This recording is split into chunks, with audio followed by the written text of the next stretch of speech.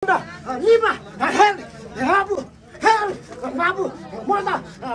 खतिवडा बन्धुको कुल पूजाको भिडियो पुरा हेरेर लाइक, कमेन्ट्स र सब्स्क्राइब गर्नु होला। धन्यवाद। नमस्कार दाजु, नमस्कार।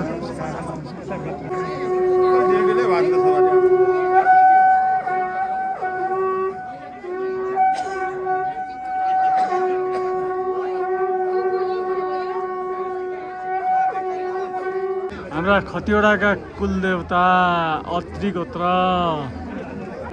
ल हाम्रो खतिवडा बन्धुहरूको उपस्थिति हुँदैछ। दाजु भने कम होइन नि।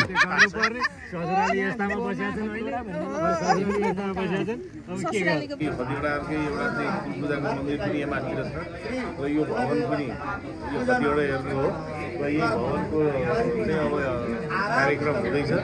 आज चाहिँ हामी यो कुल पूजाको लागि खतिवडा बन्धुहरूले चाहिँ लाखबत्ती बाल्ने पनि कार्यक्रम भएकोले सम्पूर्ण बन्धुहरू हामी जम्मा भई आज कुल पूजाको चाहिँ पूजा गर्ने तयारी हुँदैछ, कार्यक्रम हुँदैछ। त्यो कारणले गर्दाखेरि सम्पूर्ण बन्धुहरू जम्मा भएका छौँ। बन्धुहरूको कल्याण गरौँ, रक्षा गरौँ। आज कुल पूजा तथा गोठ पूजा हुँदैछ खतिवडा बन्धुहरूको।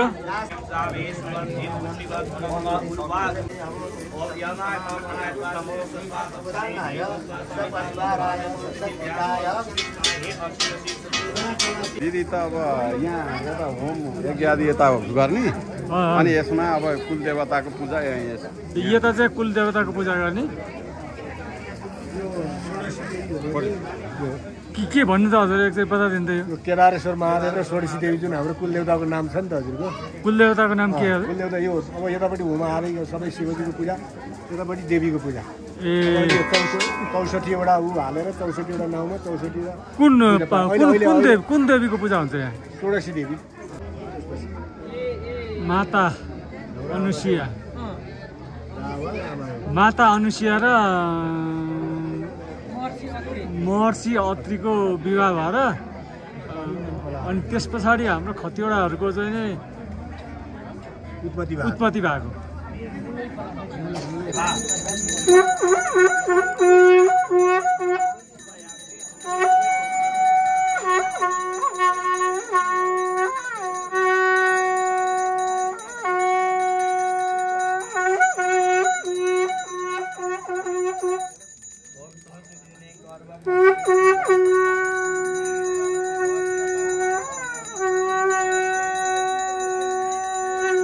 कसरी पूजा गरिन्छ?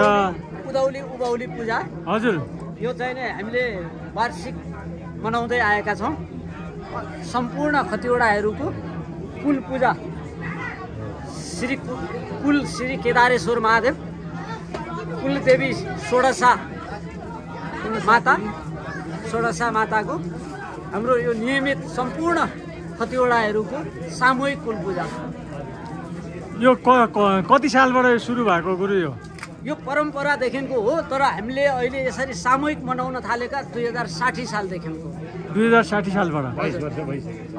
अनि यसको खास खतराहरू के छ? अब पहिला त हामीले सुनेका थियौँ गाईको दुध अजात के भन्छ तल्लो जातलाई दियो भनेदेखि गाई चाहिँ हाम फालेर मर्छ अरे भन्ने पनि यसमा हामी पनि अलिकति अनभिज्ञ छौँ। जे हामीलाई अलिकति ज्ञान भएको छ हजुरलाई त्यो मात्रै म सेयर गर्न चाहन्छु। हजुर। हाम्रो यो परम्परा अनुसार चाहिँ नि खतिवडाहरूले मान्दै आएका कुलको चाहिँ नि हामी जुन पितृवंशहरू छौँ, पितृवंशहरूले चाहिँ नि यसलाई विशेष ग्राह्यता दिने। त्यो दिन सबै घरबाट भएको आफ्नो उत्पादन भएको दुधहरू सम्पूर्ण त्यस दिन चाहिँ नि बेचबिखन नगर्ने, एक मानु घिउ, एक मानु चामल र उसले उत्पादन गरेको दुधहरू लिएर आउने, त्यसमा चाहिँ नि ढकनेहरू बनाउने, आफ्ना भान्जा भान्जी गुरु पुरोहितहरूलाई र जम्मा भएका भाइ बन्धुहरूलाई प्रसादका रूपमा चाहिँ नि ग्रहण गर्न लगाइने र अनि बाँकी रहेको अवशेषहरू चाहिँ नि आफ्ना घरमा लिएर गएर आफ्ना परिवार उपस्थित नभएका परिवारहरूलाई चाहिँ नि त्यो प्रसादका रूपमा ग्रहण गर्ने, कुटुम्बहरूलाई चाहिँ त्यसबाट वञ्चित गरिन्छ है भनेर बुवा हजुरबुवाहरूले भनेको चाहिँ नि हामीले अलिअलि सुनेका छौँ। अब यो चाहिँ नि सामूहिक भएको कारणले हाम्रो त्यो व्यवस्थित भइसकेका छैनौँ। हामी व्यवस्थित गर्ने चरणबद्ध रूपमा छौँ। अब व्यवस्थित भइसकेपछि हिजो वंशले जे गरिआएका हामी त्यसमा गर्छौँ। अहिले चाहिँ नि हामी कुल भगवानसँग चाहिँ नि कमी कमजोरीका बारेमा क्षमा याचना गर्छौँ। हस्, धन्यवाद गुरु। हस्, खतिवडाहरूको कुल पूजा आज हुँदैछ। यी प्रसादी बन्दैछ। आज यो कुलको प्रसादी हो, बनाएर हामी कुलमा चढाउँछौँ। त्यस पछाडि हामी सबैले यो लिने गर्छौँ। पुस्तक आयो गुरु? पुस्तक आइदियो? पुस्तक आइपुगेन। यो विष्णु खतिवडाको घरबाट आयो, छोरा पनि जन्मेको, नाति जन्मेको भाग। अनि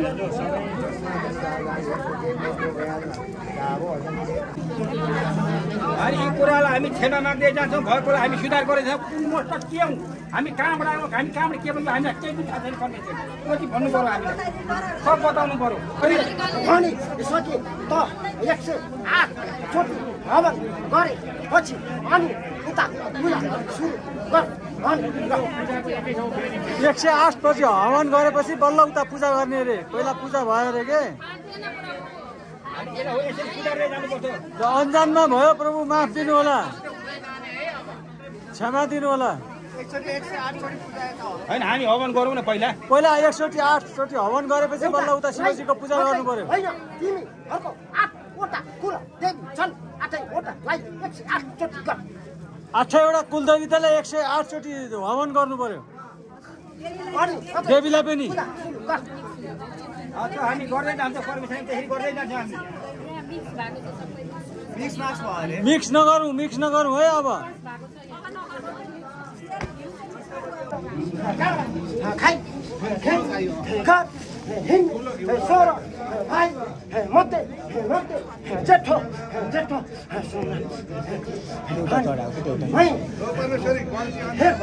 बाबु यस्तो निद्रा लाले हेर बाबु तिमीहरूको कुल देवी भनेको 8वटा छन्। हेर बाबु जहिले पूजा गर्दा खेरि 108 चोटि यता तैँले हेर बाबु धुप बत्ती होमन गरिसके पछि मात्रै उता पूजा गर्नु पर्थ्यो। तिमीहरूले त्यो पनि छैन। हेर बाबु पूजा मण्डलीमा जसले पायो त्यसले छोरी छात भएको छ। जुत्ता मोजा पनि कसैले केही वास्ता गरिरहेका छैन। हेर बाबु धेरै लापरवाही गरी पूजा गरिरहेका छौँ। गुरु गल्ती भएकोमा क्षमा प्रार्थी छौँ है। धेरै भइरहेको छ। परमेश्वर हाम्रा कुल देवता प्रसन्न हुनुहोस्। यहाँ सत्ता असत्य जे पनि भएको हुन्छ, अब कमी भएकोमा क्षमा पाऊँ। अब हामी सुधार्ने पक्षमा जानेछौँ र भुल भएकोमा माफी पाऊँ प्रभु। हामीलाई एउटा मार्ग निर्देश पनि गर्नु पर्यो, के गर्नुपर्ने भन्ने कुरामा। अब नभएको त भएन। अब हामी हवस् भन्ने पक्षमा जानेछौँ। बाबु मेन त छुवा छुटको बाह्र नानै छैन।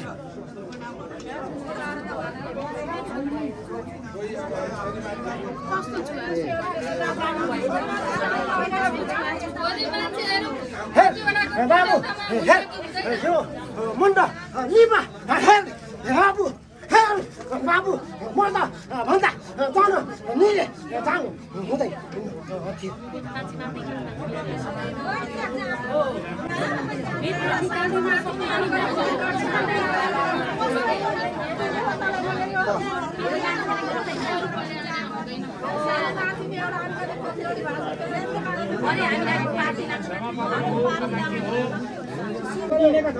नेपालभरिका अन्य खतिवडाहरूको तर्फबाट हामी माफी माग्छौँ प्रभु।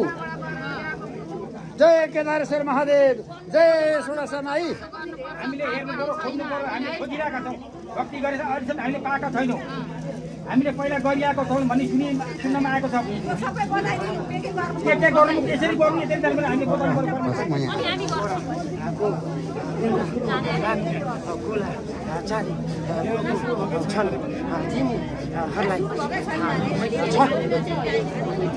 के गर्दै जानुपर्छ कसो गर्नुपर्छ अझ हामी विखण्डमा छौँ हाम्रो कुलदेवताहरू जो हराएका छन् हामी कति मस्त के हौँ यो हामीलाई केही थाहा छैन हामी कुन मस्त हौँ यो सबै हामीलाई चाहिँ दिनु पर्यो परमेश्वरले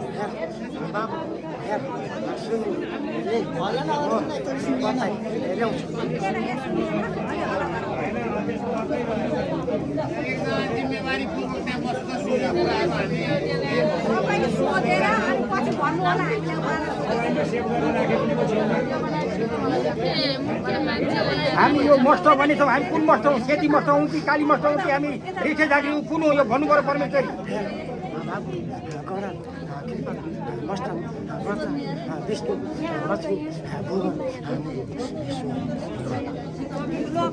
यो दुधको दुध पानीको पानी भन्नु पर्यो परमेश्वरी भोलि त्यो अमिठावाला परमेश्वरी यो चाहिँ राम्ररी भनिदिनु पर्यो सिकाउनु पर्यो कि हामी नाना बालकहरू छौँ न यी लाला बाला हिँड्दै गएका छन् यो कसरी गएका के गएका यी सबै हामीलाई प्रश्न चाहियो परमेश्वरी गोष्ठादि अष्टचत्वारिं सतितं देवताभ्यो नमः सिन्दूरं समर्पयामि नमः अक्षतान् समर्पयामि नमः जौ यवान् तिलान् समर्पयामि नमः पुष्पाणि समर्पयामि नमः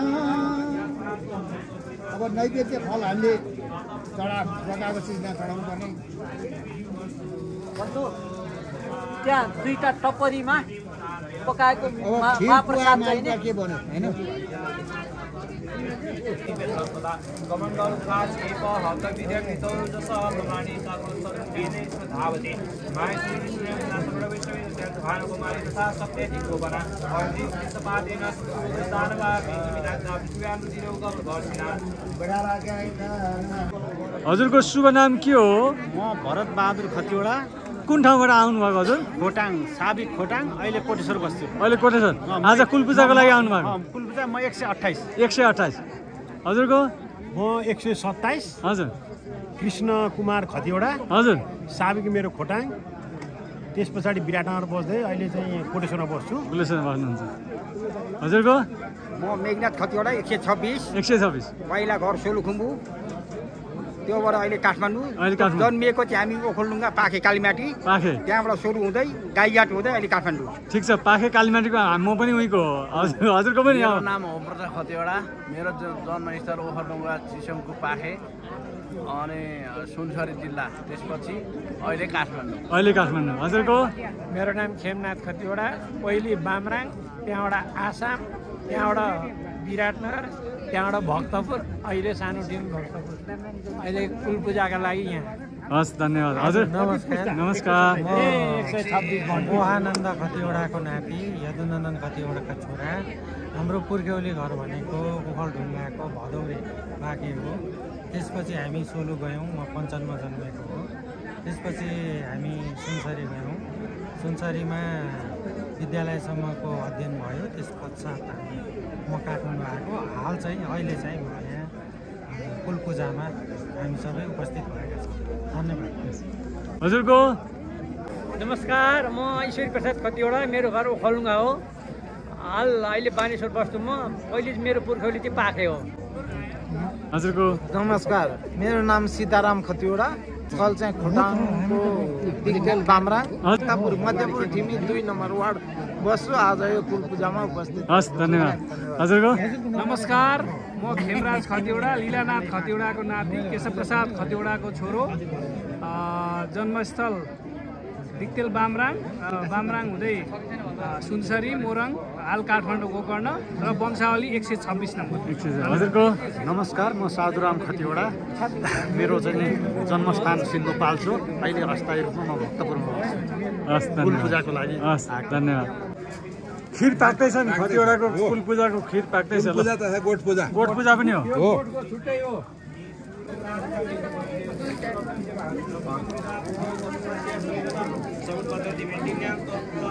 अर्को दुई थरी आयो एक थरी आउँदैछ एक थरी आउँदैछ लो अरे पाएकम नैवेद्यम ल हल्ला जसले हातमा तुलसी छैन एउटा फुल राखौँ यसो टबरीको बिचमा यसो एकटिको रातो पहेँलो लाग्यो